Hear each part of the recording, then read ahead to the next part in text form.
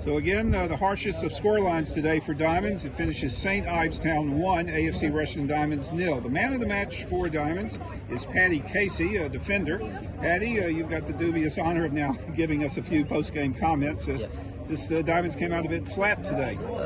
Yeah, very flat. I think we got what we deserved, as I'm sure the gaffer would have said.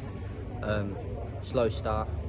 Yeah, we couldn't get to grips really with them passing the ball, passing it through us. They cut us open a few times, got to the byline early on, and then we changed a bit of shape towards the end of the first half.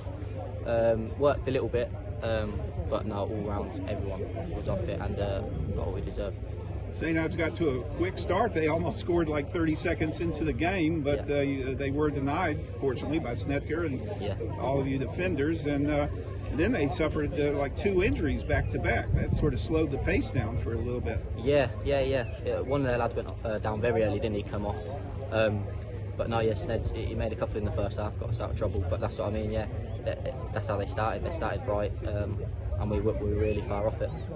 Well, I'm just curious about one thing, Paddy. That's why I'm here asking you questions. At halftime, did Burge or anybody tell you what the score of the Alva Church match was, or Rushden Olympic? No. I didn't have any clue. So you didn't want to focus on your game is the way to do it. All we can affect is us. So I certainly didn't, and I don't think anyone else did or would have said, but no, I didn't know. No. Well, I assume by now you know that Alva Church and Rushden Olympic also lost today, so it's all to play for with one game coming down Saturday back home, unfortunately, against Nuneaton Borough.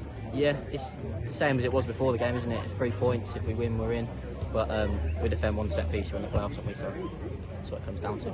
Sure. How did you feel about, personally, your play today?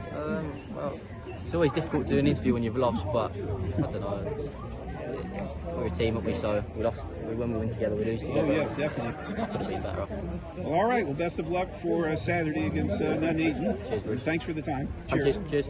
AFCRDTV, we're here at St Ives following today's 1-0 defeat, and I'm joined by manager Andy Burgess. Andy, so it's obviously a defeat today, disappointing one, just weren't at the races today. What were your overall thoughts? Yeah, I thought we were poor. I thought we started poor. I thought they moved the ball better. We couldn't get close to them in midfield. Everything was too stretched. Our passing was dreadful. Unopposed passing.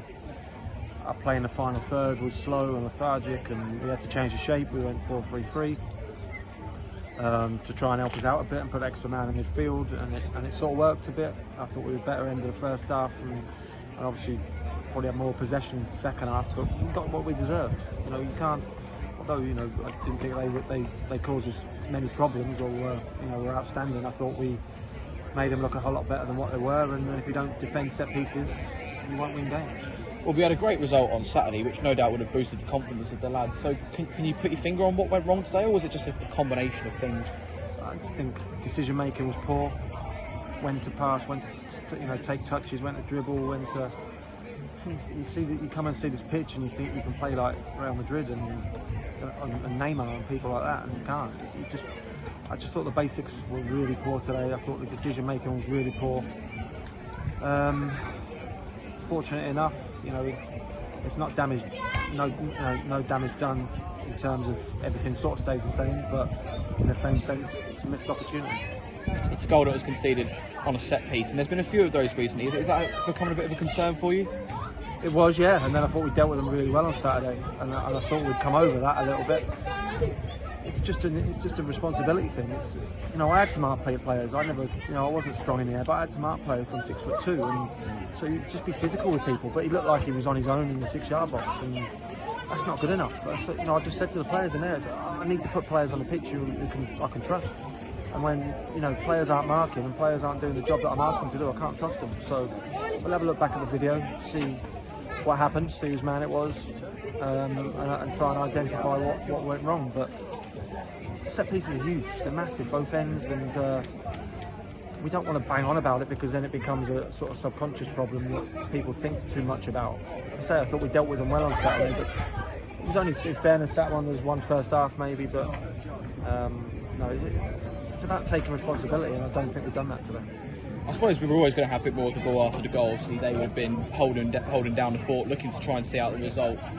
But do you think we just lacked that, that creativity and that penetration in the final third, especially towards the end there? Yeah, I did. Yeah, thought we turned down opportunities to cross the ball. We turned down passes. We had 1 or 2 chances. I think fell to AJ in the 18-yard box, and he's put a couple wide. And obviously Nathan's free kick was a good opportunity. We had various opportunities, but really and truthfully, we didn't really deserve anything from the game. So we have to take it and move on. We're obviously used to the Saturday-Tuesday cycle in non-league. You've obviously had just a 1 day to prepare for this game over the bank holiday. It's not to use it as an excuse, but do you think that had a bit of an impact at all? A bit of weariness creeping in, perhaps? Possibly. Listen, you'd have to ask the players how they prepared yesterday and Saturday night. I don't know. I can't control that really. I can speak to them and ask them, and I did. And we said about being professional and being ready for this game today. There's arguments that they perhaps weren't, but yeah, we can't look for excuses. They're the same. They played Saturday, 90 minutes, so it's just a case of we haven't been good enough to win the game today. Well, a small consolation from today is that Alf Church did go on to lose at Banbury, so it is a straight shootout on Saturday between us and Alf Church for that playoff position. 1 point will be enough, but I'm sure you'll be looking to go and get all 3 and finish the job in style. Absolutely, yeah. We can't set up to pinch a draw or anything like that. You've got to set up to go and win the game. Said to the players, we've got a huge evening on Thursday to get this out of our system and refocus, ready for Saturday, because we have got to get this out of our system quickly. We can't brush things under the carpet because they'll end up rearing their ugly head again. So we need to identify where we went wrong, which we will, and we'll select a team, myself and Gloves and Scott, that's good enough to go and win the game on Saturday. Well, Andy, thanks for your time, and we'll see you on Saturday. Thank you.